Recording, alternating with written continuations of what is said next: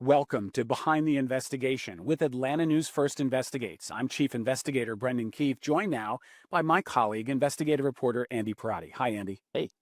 Today we're talking about your ongoing series about reading, about sort of resetting what's going on in how we teach reading to children in Georgia, because it's done differently here than throughout the United States. And there are two very controversial methods that may now be outlawed. Yeah, so let me start off with saying why we got into this investigative series in the first place.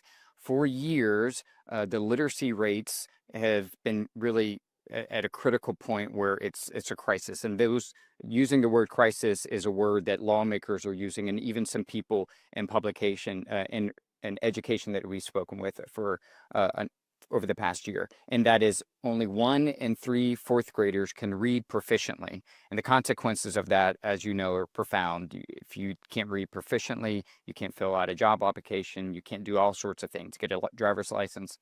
And so this latest investigation sort of explained a bill, there's some pending legislation in the state capitol this year that would ban certain types of teaching methods. We followed one parent advocating for this legislation. Take a listen. Thank you. 228. Yeah. That's 234. Through the crowded hallways of Georgia's state capitol. Hi. Do you have a moment to chat? Heather Kissinger and her daughter Katie are on a mission to educate lawmakers.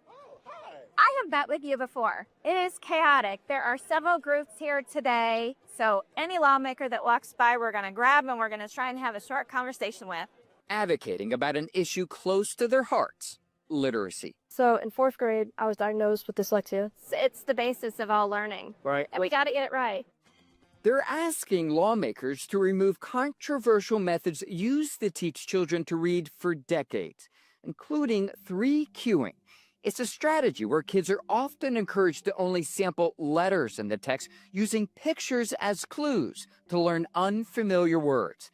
Many literacy experts believe it doesn't put enough emphasis on phonics. And you basically guess, or you infer what that's trying to say. Heather says her daughter was also taught using 3Qing, setting her back academically. At least 19 states have banned it so far. It's horrible for kids, not just dyslexic kids, but the rest of them. If 3Qing is allowed for any of these kids, it makes poor readers out of the majority of the group as well. That group a few minutes ago. Heather and her parent group also want schools to stop using reading recovery. It's state-approved intervention or tutoring intended to help struggling readers in 1st grade. It's actually codified in state code. It has a history of using the 3Qing method. 2 years ago, a University of Delaware study which tracked thousands of students over 13 years found reading recovery harms children's ability to read. Should reading recovery still be in state code as an intervention? No, it shouldn't. State Representative Bethany Ballard filed a bill this session that would ban 3Qing and remove reading recovery from state code. So that we make sure that our schools and our teacher preparation schools will be teaching the right thing and making sure everybody's aligned with the science of reading. In an email to Atlanta News First Investigates, Reading Recovery of North America pushed back, writing, "It is the most studied, most successful short-term reading intervention in the world, with 40 years of documented success." It also claims laws that ban 3Qing inadvertently ban teachers from teaching phonics. Great bill. The legislation, supported by Senator Billy Hickman, chairman of the Senate Committee on Education and Youth. Their goal to fix a statewide crisis. By 4th grade, only 1 in 3 Georgia students can read proficiently. This is Georgia's most solvable problem.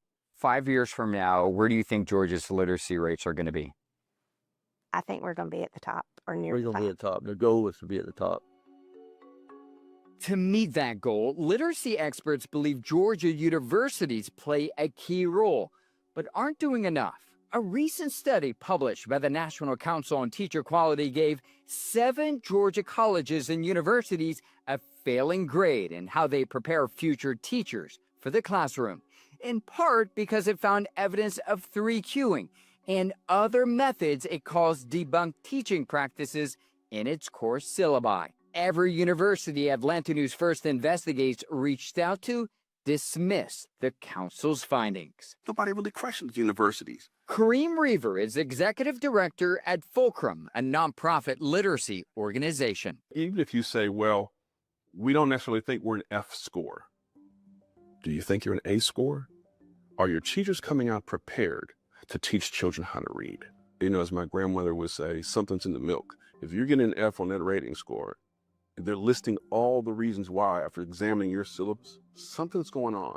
Georgia State University received a failing grade 2. It's run a reading recovery training center since at least the 1990s.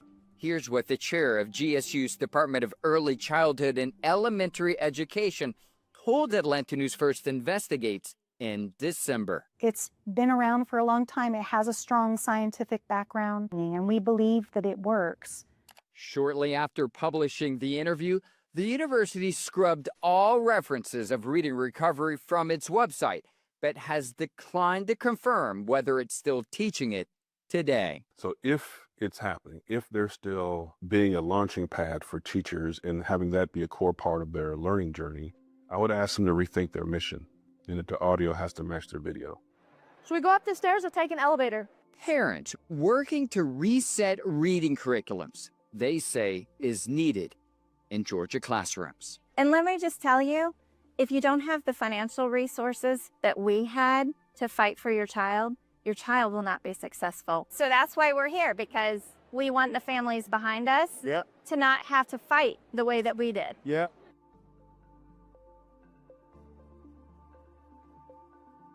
Representative Ballard's bill has passed the House and Senate Education Committees, giving it momentum to pass this legislative session.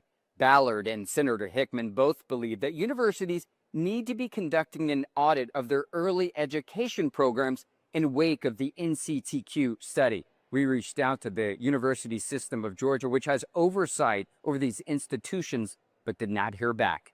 At the state capitol, I'm Andy Parati, Atlanta News First Investigates.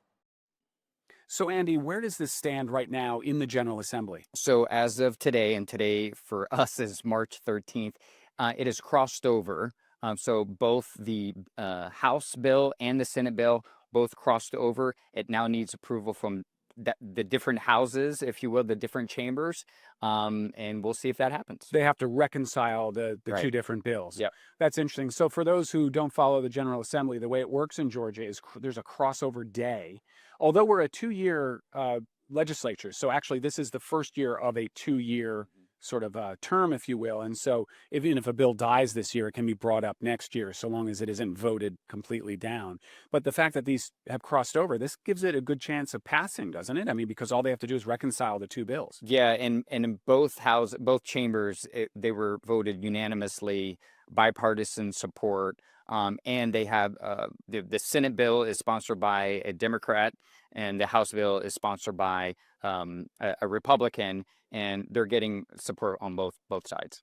Now, obviously, you're the last person to ever take credit. Has your series of stories had an impact on this bill's progress or these two bills' progress? According to parents that we've spoken with, they've specifically taken our stories that we've done in this series and shared it with as many lawmakers as they could. And what that first story that we did in this series did is really explained what would be banned and the program that it's associated with. So just like you saw in the piece, 3Qing would be banned. It's banned in almost 20 states already, and then it would remove reading recovery as a state-approved intervention program.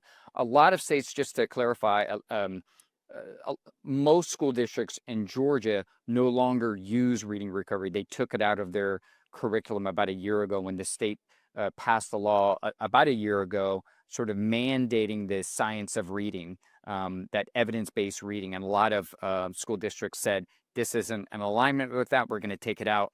But it was still codified in state code. And so what lawmakers did is they're in the process of trying to remove that. You know, I spoke to a former administrator just yesterday for another story that will be included in this series. And she says, you know, typically, I don't like it when lawmakers are sort of taking action, impacting the way children learn. But she said in this case, this is a good example of good intervention from lawmakers, and she hopes it passes. That's really interesting. I mean, to see Georgia sort of fall in line with what other states have done. You know, Georgia's usually in the lead among Georgia, Alabama, Mississippi, Arkansas, the sort of that sort of line through the South. But Georgia has lagged behind in certain ways. And then you see states like Alabama that have changed the way they teach math, for example, and they've revolutionized, the way they teach. I do want to throw you a curveball, though, and I want to ask. Sure. The U.S. Department of Education is currently under assault and may actually be disappearing with half the staff laid off and certain things like that. How much of the federal policy is involved in the way we teach reading, or is there no intervention at the federal level? So most curriculum is picked by local school districts. In state of Georgia, to sort of align with that science of reading new mandate, there's entities now that are approving publications and books and training manuals that we're using to make sure they're aligned with the science of reading, the methods, including more phonics instruction, essentially in many cases. The federal government for years has done research and trying to identify best practices. We don't know exactly how that's going to impact the ability of getting grants and research funded to make sure that teaching methods are adequately being researched, because we're constantly trying to institute better practices and learning. And without that research, it's really hard to identify what's working and what's not. So that portion of how the Department of Education is going to impact that for us down the road is really unknown at this point. You know, I've been fascinated by this entire series, and it really speaks to your dedication to never sensationalizing, always focusing on stories that are really foundational. If you think about it, reading, that 4-year-old you mentioned isn't going to be filling out a job application. It's the 17, 18-year-old, 16-year-old, 22-year-old. But without that foundation of reading, they can't learn in 5th grade, 6th grade, 7th grade. They're going to fall further and further behind. And the other thing, though, earlier in your series, you pointed out that the solutions really are at the district level right now, where you have like the Marietta schools with that coaching and adding additional staff. Do you see the solution as sort of all teaching is local, just like all politics is local, or does there have to be leadership at the state and federal level? I think it's a combination of both. You need to have a standard and set a standard of what is considered good teaching methods to teach children how to learn to read. So in that sense, I think there needs to be sort of a bar or a state standard to make sure everyone's complying with that same set of standards when it comes to reading. And then how it's implemented, I think, is something done at the district level. One of the things you just spoke about that's also pending in the State House, or at least Literacy Advocates One, is Marietta has something what they call literacy coaches. They have one in almost every single elementary school. It's a smaller district, but there's pending legislation that would increase the number of literacy coaches. And that is one of the things that Marietta says of why they're so successful. Fascinating. I just heard on National Public Radio earlier this week where they were talking about that was what they did in Alabama. And it actually started with a single school, according to NPR, where they started with a math coach and a dedicated math coach. And then they spread that from school to school to school, where now it's statewide. And they're literally the only state that has not only recovered from the pandemic, but has exceeded pre-pandemic levels. So it sounds like reading is following that. Andy Parati, fantastic work. Thank you for taking this on with your Reading Reset series. You can see all of Andy's series at atlantanewsfirst.com or on the Atlanta News First app, which you can download to your phone. You can also listen to Behind the Investigation as a podcast, wherever you get your podcasts. We'll see you next time.